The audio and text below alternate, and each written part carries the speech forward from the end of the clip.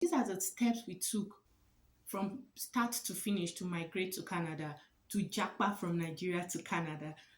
The first step was actually to roughly calculate our score using IRCC's comprehensive ranking system tool online. Now, this actually helps you to know what your score is at the time if you were planning to apply in reference to the draws that were being conducted. We wanted to know what we're looking at, wanted to plan properly, wanted to know what our scores would be and how much work we needed to put in, like what we needed to do to maximize our scores. So basically what we did was put in our details, age, qualification, that's in terms of educational qualification, work experience. Tentatively we put scores for IELTS just to see what the simulation would be. And this helped us because at the time, I think that we knew that we needed to maximize our score. We needed to do a lot more. So it helped us to actually sit up as opposed to feeling like, no, I have all that it takes. Secondly, we had our transcripts sent from our university. So the highest education or the highest qualification you have, get the transcript for that sent from your institution to Western Education Services. Now, Western Education Services is actually the body that evaluates credentials. There are other bodies that evaluate credentials, but for us, we used WES. I'll put the link in the description box below. Now, the third step we took was actually credential evaluation. So basically, after contacting your university or your institution to actually send your transcript to WES, you have to pay for WES to evaluate your transcript. This evaluation is sent to you, I think, roughly around a month after or 6 weeks after, or maybe at most 2 months after. Sent to you via email and it's sent to you in hard copy form. So when you do that, you have your evaluation ready. The next step we took was actually start to prepare our proof of funds. We made sure that, roughly again, we had what RCC was looking for in terms of a family of 4. So we had that sorted. People use mutual funds to evidence proof of funds. People use treasury bills. People use cash, gift deeds. So a family member can actually, gift you money to help your Jackba movement, and it is allowed, to do that. So it's not like you must have gathered that money exactly from your place where you were working. No, you can actually source it, and RCC just wants to know that, okay, you have the money. If you've been enjoying all the steps that I've been dropping down, please like this video and subscribe. Thank you very much. So let's get back into it. Now, we started putting together our birth certificates for everyone from National Population Commission. That was like the 5th step we took towards Jackbuying. We got everybody's birth certificates from National Population Commission. This was because we didn't want to hear stories that touch. Most times RCC prefers documents from the government as opposed to just getting documents from just anywhere. So that's something to look at to make sure that your documentation is airtight. So that was what we did. And I know that most people who were also planning to Jakba used birth certificates from National Population Commission. The next step we took was actually to apply for international passports for some family members that did not have or whose passports were actually expiring at the time or near expiration or who had expired. So basically we made sure that every family member's passport was valid. Not that you just have a couple of months on the passport and all of that, because the entire process would take a while. And when it's time to give you ITA and your passport has expired, what will you use to jackpot? You just need your valid passport. After that, the 7th step we took was actually to write IELTS. Yes, we prepared. I was a primary applicant, so I wrote the IELTS. Eventually I got the scores that we needed, but after I wrote my IELTS, we still went to simulate our scores again using the comprehensive ranking system tool I talked about.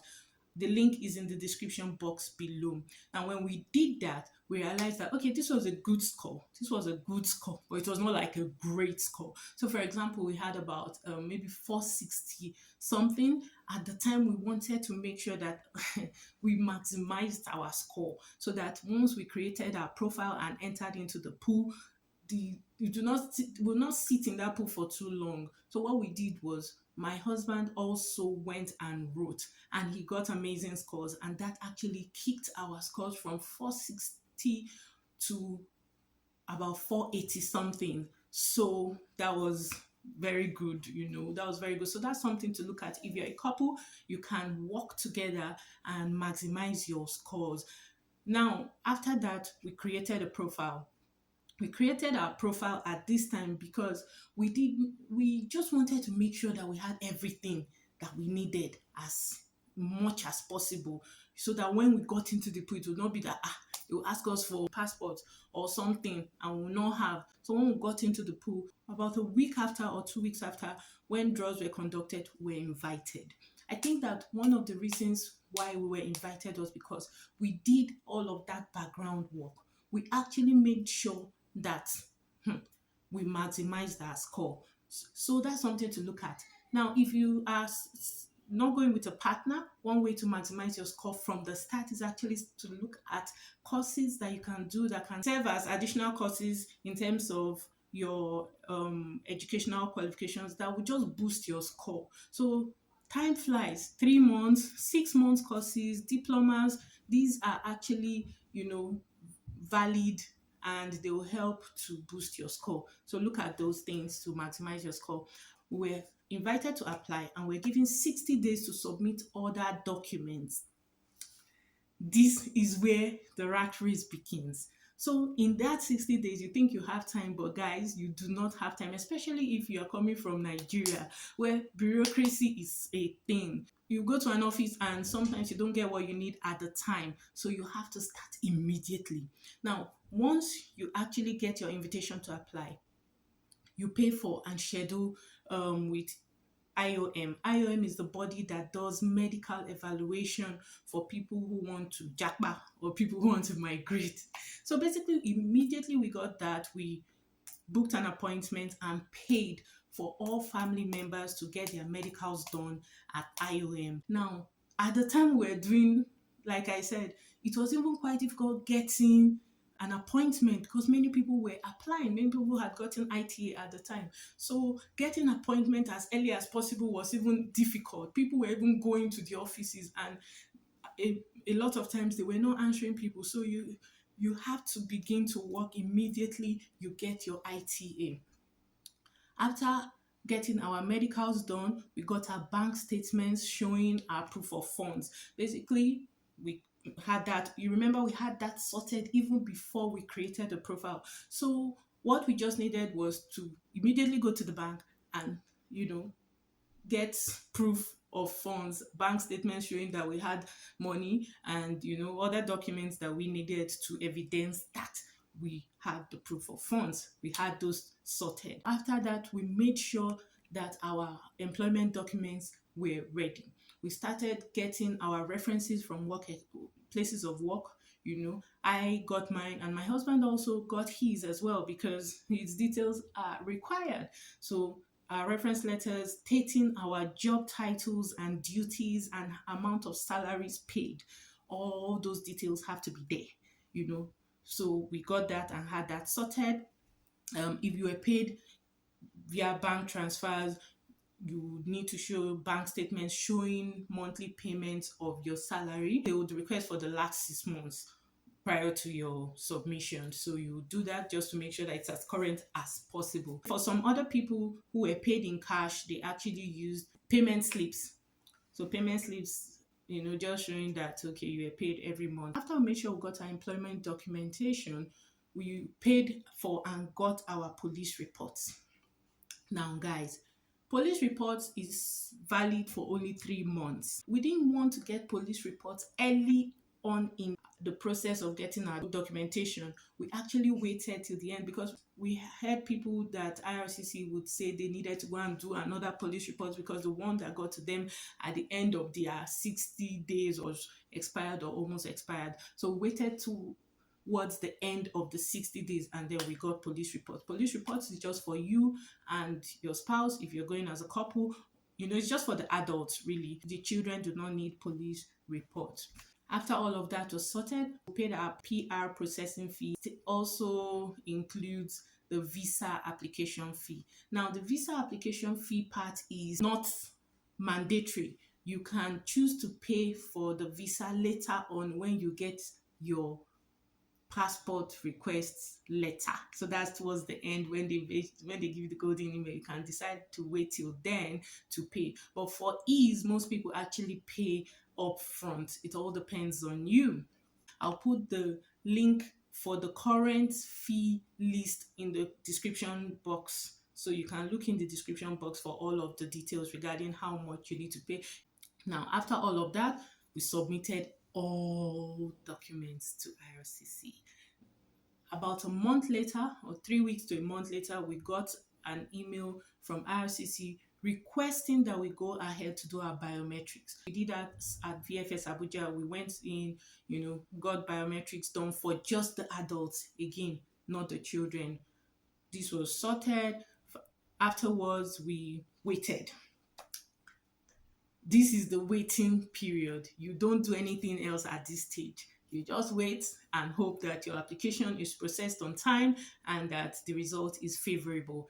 In the process of waiting, some people actually get emails from IRCC requiring further documentation to prove one thing or the other. Sometimes it's proof of funds. They want to see if you actually have the proof of funds again. Maybe at the start of your application, you got money and put, but during the process, you took the money out. They want to actually see that you still have the money. For some others, another medical. So medicals last for just 1 year. So if your application process takes more than a year, it means that they will be requested to do medicals again. These are the things that happen during the waiting period. After the waiting period, you eventually get your golden email. After you get your golden email, jubilation, basically you are requested to submit your passport for visa.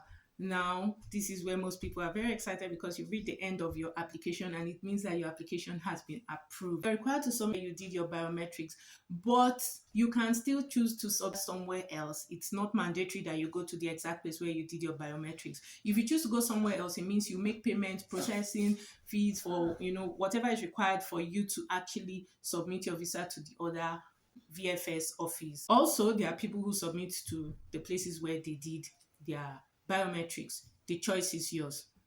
And when you get all this back, you now can land in Canada. Most people land straight up with their family, but if you're not ready to land, you can decide to choose to land softly, which is called soft landing. That's basically where you just land, make sure do the initial documentation, have your passport stamped at the airport, and then you can return to Nigeria. When your PR card is ready, it will be sent to you in Nigeria before you eventually decide to japa finally. At this point, I would say you are now welcome to life as a permanent resident in Canada. So guys, I hope that all the information I just provided was helpful. Please let me know in the comment section, ask questions if you have any, and until next time, bye.